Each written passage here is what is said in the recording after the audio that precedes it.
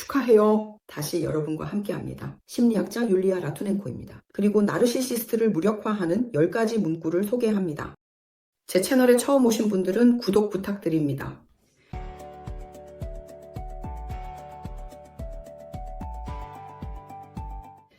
자, 나르시시스트를 어떻게 무력화할 수 있는지 알아봅시다. 하지만 이를 이해하려면 나르시시스트가 어떤 알고리즘으로 살아가는지 이해해야 합니다. 나르시시스트는 일반적으로 특정 알고리즘에 따라 행동합니다. 그는 행동하고 무언가를 하며 자신의 희생자로부터 특정한 반응을 기대합니다. 처음에 나르시시스트는 공통의 환상을 통해 희생자를 사로잡습니다. 즉, 그는 미래에 대해 그들과 함께 얼마나 멋질지를 상상하게 만듭니다. 미래의 둘이 얼마나 아름다울지를 그립니다. 그는 황금, 성을 그립니다. 부와 함께 그는 자신의 여왕을 손에 들고 다닐 것이라고 합니다. 그는 또한 자신의 희생자의 이상적인 이미지를 만듭니다. 그는 그것에 감탄하고 이상화하며 그녀를 하늘로 올려놓습니다. 그리고 물론 이러한 이상화 과정 앞에서 버티는 것은 매우 어렵습니다. 희생자는 나르시시스트가 그녀를 위해 만든 그 이상적인 이미지로 가득 차게 됩니다. 그리고 희생자가 이것이 모두 나르시시스트의 특정 시나리오, 알고리즘이라는 것을 이해하기는 매우 어렵습니다. 그들은 모두 똑같이 행동하고 심지어 같은 문구를 말합니다. 그래서 오늘 우리는 그들의 모든 수법을 무력화할 수 있는 특별한 알고리즘적 문구를 개발해야 합니다. 희생자가 이미 자신의 이상적인 이미지에 믿음을 가지게 된 후 자신을 그 이미지에 맞추게 됩니다.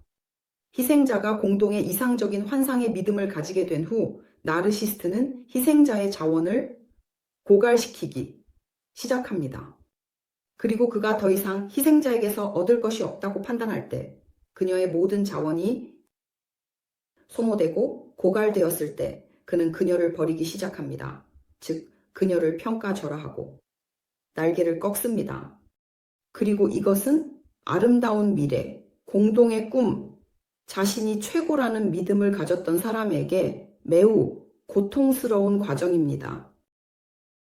나르시시스트의 삶에서 그 사람은 기본적으로 최고의 사람이라고 믿습니다. 왜냐하면 이상적인 이미지, 나르시시스트가 만들어내는 것입니다.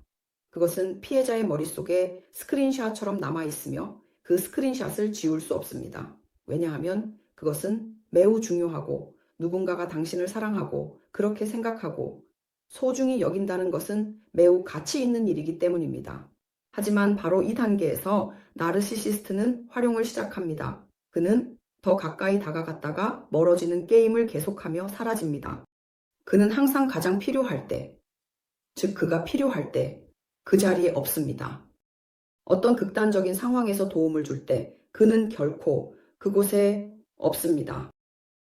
그는 조종하고 피해자에게 가스라이팅을 하여 그녀의 정신 상태가 정상이 아니며 그녀가 모든 것을 잘못 이해했다고 믿게 만듭니다.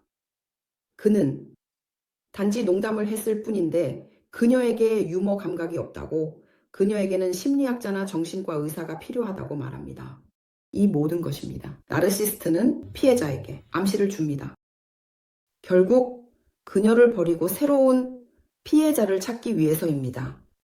나르시스트가 모든 더러운 게임과 조작을 시작할 때 그는 피해자로부터 무엇을 기대할까요? 물론 그는 피해자가 변명할 것을 기대합니다.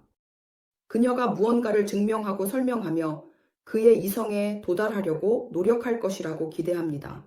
그녀는 그에게 어떤 논리를 증명하려고 할 것입니다. 하지만 그렇지 않습니다. 나르시스는 사실을 왜곡합니다. 그는 자신만의 확실한 논리를 가지고 있기 때문에 아무도 그에게 아무것도 증명할 수 없습니다. 그는 사건의 기술을 바꾸고 사실을 왜곡할 것입니다. 당신이 더 많이 변명할수록 그는 더 많이 당신의 감정을 먹어치울 것입니다. 이 경우에 당신의 감정은 그의 자원입니다. 그는 당신이 아파하는 것을 즐깁니다. 나르시스트는 또 무엇을 기대할까요? 당신이 괜찮은지에 대한 의심입니다. 그는 당신의 자존감을 낮추고 그는 많은 비판을 하기 때문에 당신은 수치를 느끼기 시작합니다. 그는 당신을 가르치고 지적을 합니다. 당연히 이에 대한 반응은 수치심이며 당신은 다시 그에게 변명하기 시작합니다. 또한 나르시스트는 당신이 두려움을 느끼기를 기대합니다. 상실에 대한 두려움. 왜냐하면 그는 정말 멋진 사람이니까요. 그는 이미 이 공동의 꿈, 미래의 멋진 환상을 설정했습니다. 그리고 그는 이미 당신의 머릿속에 그 착취를 재현했습니다. 당신이 사랑에 빠진 그 완벽한 이미지, 그리고 그 희생자의 이미지를 잃는 것은 매우 두렵습니다. 하지만 이해해야 할 것은 당신이 잃는 것이 바로 이 환상이라는 점입니다. 이는 모든 나르시시스트가 관계 초기에 불러일으키는 것입니다. 자, 이제 우리는 이 모든 조작 알고리즘과 나르시시스트의 장난을 무력화하기 위해 무엇을 해야 하는지 알아보겠습니다. 지금부터 제가 10개의 문구를 제시할 텐데 그 중에서 특정 질문과 주장들이 있습니다. 제 비디오를 보면서 바로 가져가서 적어두고 이 노트에 기록해 두세요. 이 문구들은 당신 앞에 있어야 하며 당신은 그것들을 숙지하고 특정 순간에 적용해야 합니다. 그러면 나르시시스트의 반응을 보게 될 것입니다. 하지만 첫 번째 항목을 시작하기 전에 여러분의 지지와 좋아요에 크게 의존하고 있다는 것을 상기시켜 드리고 싶습니다. 그러니 좋아요와 구독을 미루지 마시고 제 채널을 구독해 주세요.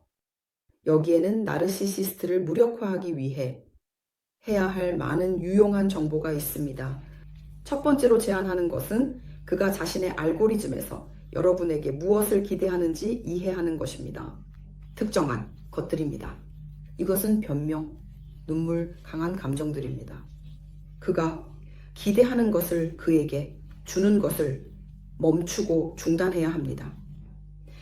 즉, 여러분은 변명하는 것을 멈추고 의지의 힘으로 스스로를 멈추게 해야 하며 자신의 정당성을 증명하는 것을 중단해야 합니다. 그리고 머릿속에 다른 가능성을 허용해야 합니다. 이 관계를 잃고 여러분이 붙잡고 있는 환상을 잃어야 하며 그 환상은 현실에서는 이미 오래전에 사라졌습니다. 나르시스트는 현실과 친구가 아닙니다. 그는 그곳에 있지 않습니다. 그리고 이것이 제가 지금 여러분께 읽어드릴 다음 문구들의 주요 비밀입니다. 이 문구들은 모두 현실에 의해 지시된 것입니다.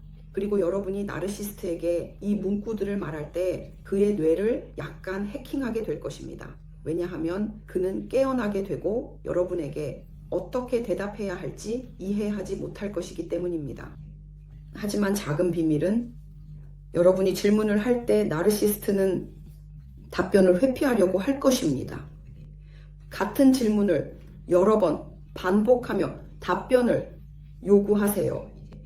나르시스트의 새로운 도발에 넘어가지 말고 여러분의 입장을 고수하세요. 어떤 벌레를 잡아서 벽에 바늘로 고정했다고 상상해 보세요. 이렇게 조금 짜증나지만 나르시스트에게는 적합하다고 생각합니다.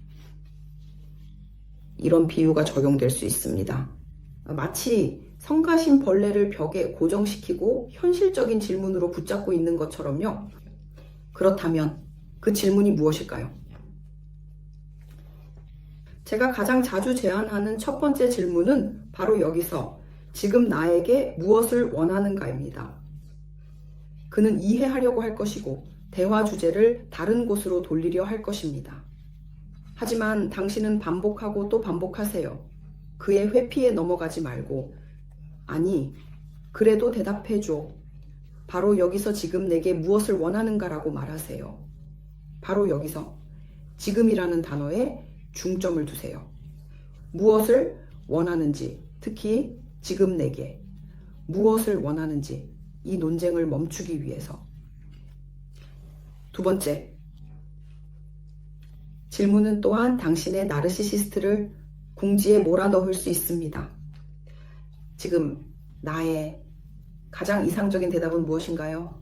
지금이라는 핵심 단어. 왜냐하면 이 질문도 현실에서 비롯된 것이기 때문입니다. 너를 멈출 수 있는, 예를 들어봐. 지금 내가 너에게 뭐라고 대답해야 네가 멈출 수 있을까? 나르시시스트가 이 질문에서 벗어나지 못하게 하세요. 벽에 핀으로 고정된 벌레를 기억하세요. 지금 당장 내가 어떻게 가장 완벽하게 너에게 대답할 수 있을지 말해줘. 세 번째 옵션. 지금 내가 원하는 게 있다고 생각해? 이 대화를 계속하다. 그냥 질문을 던지면 그는 다시 무언가를 제시하고 죄책감을 주고 부끄럽게 만들고 당신을 지적할 것입니다. 그리고 당신은 그에게 같은 말을 반복해야 합니다. 마치 앵무새처럼 아이 다루듯이 해야 합니다. 즉 제가 말하는 것은 부모는 때때로 앵무새의 역할을 받아들여야 한다는 것입니다. 우리가 아이들에게 같은 말을 여러 번 반복할 때 아이들은 같은 이야기를 여러 번 듣는 것을 좋아합니다. 이렇게 나르시시스트에게 말하는 겁니다. 지금 내가 이 대화를 계속하고 싶은 마음이 있다고 생각해? 아니요. 제발 이 질문에 답하기 전에 이 질문에 답해 주세요. 우리는 나르시시스트가 특정한 대답을 요구할 때, 그리고 당신이 압박을 받고 조종당한다고 느낄 때 네 번째 대화를 계속할 것입니다. 당신은 이렇게 말할 수 있습니다. 내가 모든 질문에 답하지 않을 권리가 있다고 생각해? 내가 정말로 모든 질문에 답해야 하나요? 제발 나르시스가 말하면 대답해야 한다고 말해. 모든 질문에 대해 새로운 질문을 던지세요. 왜 그렇게 생각하나요? 라고 물어보세요. 나는 지쳤나요? 아니면 집에 있는 건가요? 즉 현실적인 질문으로 그를 궁지에 몰아넣으세요. 나르시시스트는 현실과 친하지 않아요. 그래서 그에게는 자신이 약간 말문이 막히고 완전히 멈출 수 있는 순간들이 될 것입니다. 알다시피 파일이 혼란스러워지고 그는 잠시 멈출 것이며 당신은 이길 것입니다. 그리고 당신은 독성 대화에서 타임아웃을 가질 시간을 벌게 됩니다. 다음으로 5번째. 당신은 어떻게 생각하십니까?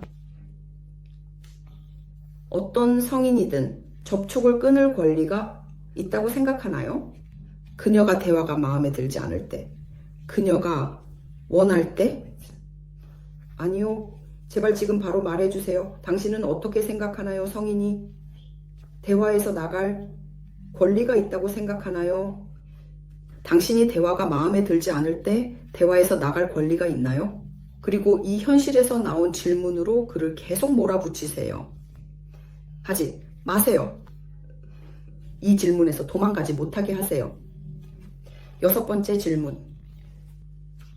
이것은 질문이 아니라 오히려 분노한 나르시시스트를 진정시킬 수 있는 확언입니다. 이것은 제 고객들의 연습이기도 합니다. 제가 이런 방법을 추천했던 사람들에게도요, 그들은 이것이 효과가 있다고 말합니다. 나르시시스트가 진정됩니다. 당신은 이렇게 말할 수 있습니다. 당신은 누구에게든 화를 낼 권리가 있습니다. 저를 포함해서요. 그래서 만약 당신이 화를 내고 싶다면, 지금 화를 내고 싶다면 당신은 당신의 권리를 사용할 수 있습니다. 어떤 감정이든 가질 수 있는 권리요. 당신도 저와 같은 사람입니다. 당신은 모든 감정을 표현할 권리가 있습니다. 분노도 마찬가지입니다. 하지만 이것을 말할 때는 비웃음 없이 진심으로, 사실 모든 사람에게는 자신이 느끼고 싶은 감정을 느낄 권리가 있다는 것을 믿으면서요. 나르시시스트에게도 분노를 느낄 권리가 있으며 그가 그것을 느끼도록 하세요. 하지만 그것은 당신과는 아무런 관련이 없습니다. 그는 거기서 감정을 느끼고 있고 당신은 그에게 그 권리를 주었으니 소리치게 두세요. 여기 다음으로 7번째 기술과 문구. 당신의 화를 이해하고 지금 매우 화가 나 있다는 것을 듣고 있습니다. 지금 당장 어떻게 도와드릴 수 있을까요? 하지만 변명하지 말고 이 선에서 벗어나지 마세요. 지금 바로 말하세요. 차를 만들어 줄까요? 아니면 부드럽게 노래를 불러줄까요? 이건 농담이지만 그냥 말하세요. 당신의 화를 이해하고 지금 화가 나 있다는 것을 듣고 있습니다. 어떤 나르시시스트들은 어릴 때부터 자신이 받아들여지지 않고 무시당했다고 느낍니다. 엄마들이 아니요, 다정하지 않았습니다. 그래서 그들은 파트너에게 엄마처럼 투영합니다. 그들은 소리치며 말합니다. 나를 이런 나쁜 놈, 화난, 공격적인 모습 그대로 받아들여줘. 그리고 그 순간 그가 화를 낼 때 엄마 대신 이렇게 말해야 합니다. 나는 너의 화를 이해해. 나는 듣고 있어. 너가 화난 것을 보고 있어. 너는 매우 화가 나 있구나. 내가 어떻게 도와줄 수 있을까? 지금 당장 바로 지금 그는 당신을 그곳으로 데려가려고 할 것입니다. 그리고 당신이 했던 것을 그건 그때였어. 하지만 바로 지금 내가 어떻게 도와줄 수 있을까? 그리고 여기서 지금 이 질문은 그를 다시 알다시피는 어딘가에 멈추게 할 수 있습니다. 그런 일이 일어날 수 있습니다. 또 다른 문구는 그 질문과 연결됩니다. 당신은 내가 당신의 모든 질문에 대답해야 한다고 생각하나요? 하지만 그것을 긍정적인 형태로 말할 수 있습니다. 또한 나는 모든 질문에 대답할 필요가 없습니다. 사람들이 내게 묻는 질문들, 심지어 내가 신문을 받는 상황에서도 나는 모든 질문에 대답할 필요가 없습니다. 나는 대답을 거부할 권리가 있습니다. 그래서 지금 나는 당신에게 그것을 상기시킵니다. 이 질문을 보세요. 당신은 어떻게 생각하나요? 우리가 둘 다 성인이고 서로를 낳지 않았다면 우리가 서로에게 빚진 것이 있을까요? 그에게 물어봐야 합니다. 우리가 서로에게 빚진 것이 있을까요? 제 생각에는 부모만이 자녀에게 빚이 있습니다. 왜냐하면 그들은 아이를 세상에 데려왔기 때문입니다. 그들은 의무가 있습니다. 그리고 두 성인은 서로를 낳지 않았습니다. 그에게 물어보세요. 당신은 우리가 두 성인으로서 서로에게 빚진 것이 있다고 생각하나요? 왜 내가 당신에게 빚진 것이 있다고 생각하고 내 의지에 반하여 그것을 해야 한다고 생각하나요? 그냥 왜 그렇게 생각하는지 설명해 주세요. 다음으로 마지막 10개입니다. 당신은 어떻게 생각하십니까? 이러한 관계를 계속 유지하는 것이 합리적이라고 생각하십니까? 조작과 평가절하를 기반으로 한 관계를 계속하는 것이 의미가 있을까요? 독성, 논쟁, 압박, 지적?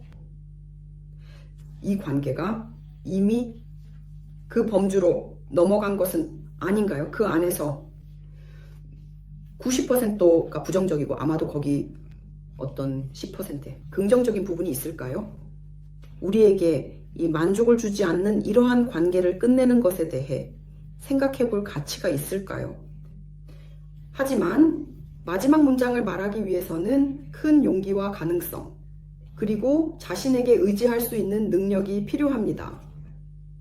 자신에게 의지하는 법을 배우기 위해서는 제 영상을 보시고 좋아요를 눌러주세요. 제 채널을 구독해주세요. 정말 감사합니다. 구독과 댓글로 채널을 지원해 주시면 감사하겠습니다. 유튜브는 여러분이 댓글을 남길 때 좋아한다는 것을 아시잖아요. 또한 제 영상을 소셜미디어에 공유해 주세요.